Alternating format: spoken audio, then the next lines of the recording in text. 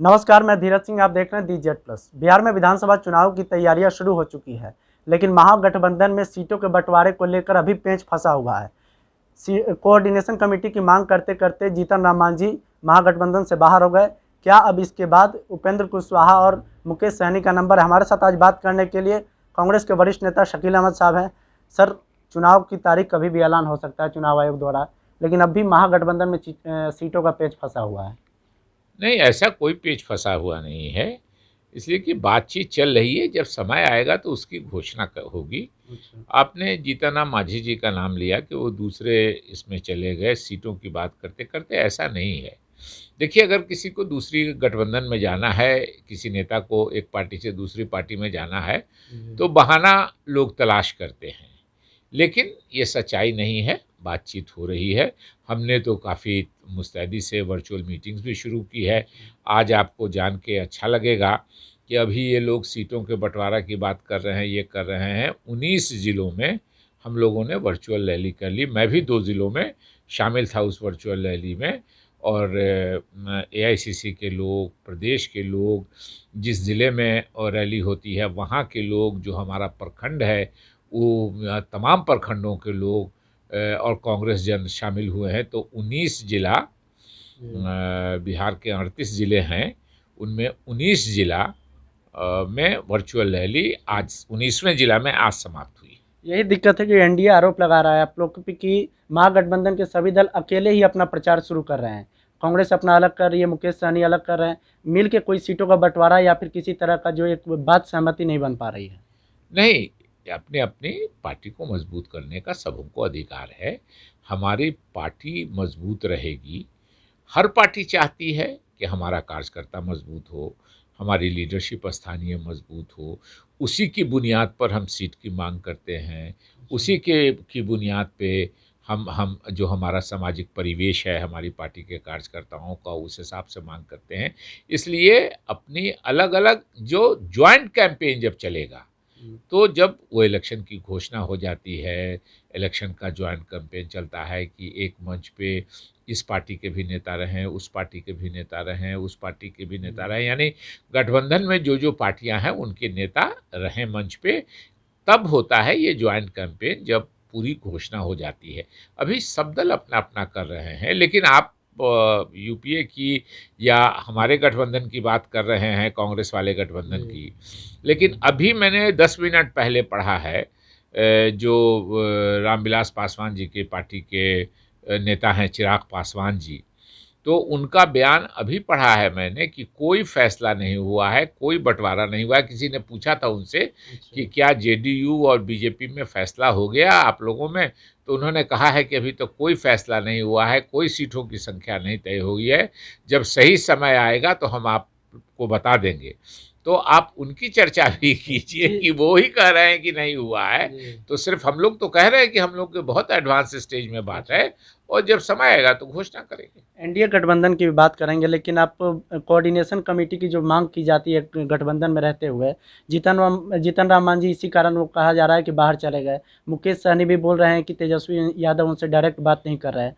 तो क्या मतलब कि एक गठबंधन केवल नाम के लिए है और या फिर सच में लड़ाई एक साथ लड़नी है?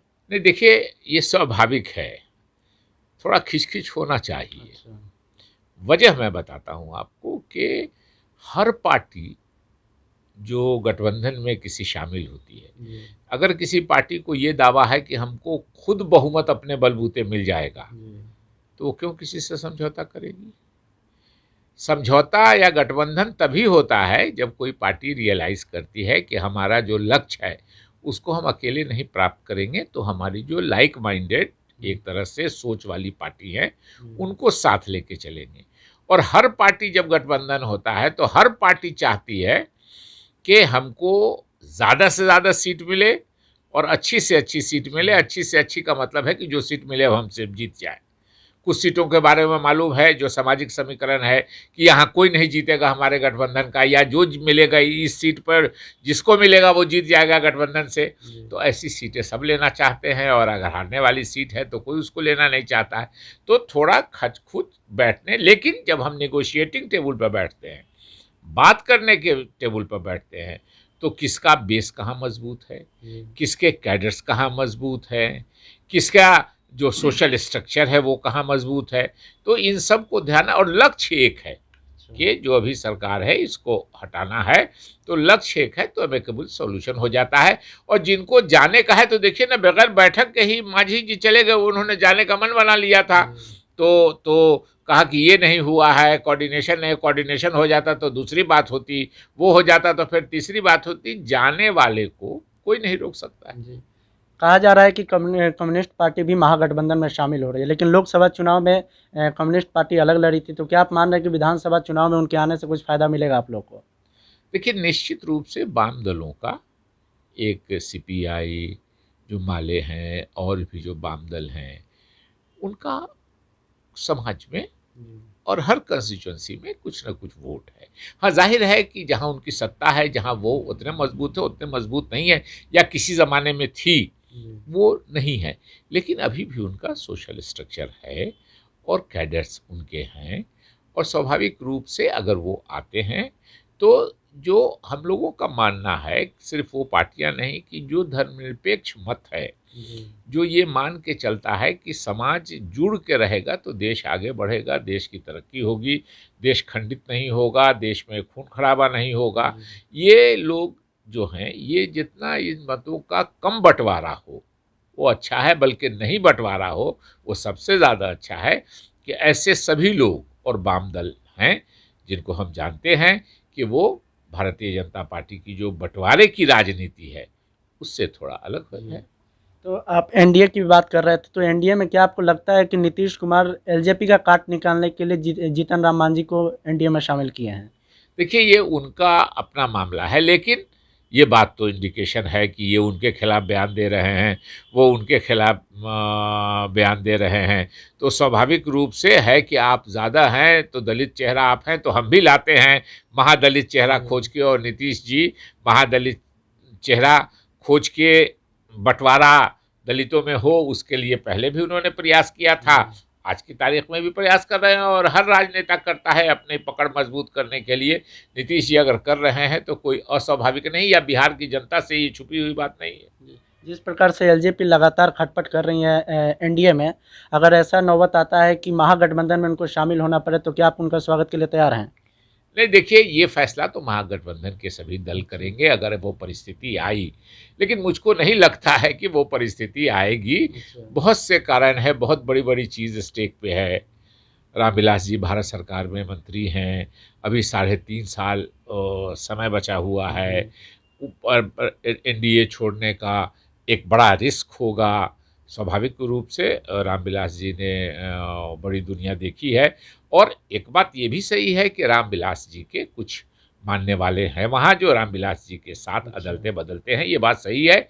लेकिन ये बात तब होगी जब रामविलास जी वहाँ छोड़ेंगे, और गठबंधन के जो हमारे साथी हैं, ये सामूहिक रूप से, कोई अकेला तो फैसला करेगा नहीं, ये सामूहिक रूप से हमारे गठबंधन के लोग क्या फैसला करते हैं ये समय बताएगा। लेकिन मुझको नहीं लगता है कि रामविलास जी गठबंधन से अलग हो। एक आखिरी सवाल है कि महागठबंधन के चेहरे को लेकर भी बड़ा सवाल किया जा रहा है, तो तेजस्वी यादव को चेहरा मानने में कुछ लोग, आप ही के पार्टी महागठबंधन के लोग इनकार कर रहे हैं, तो क्या अगर तेजस्वी यादव नहीं तो फिर कौन है?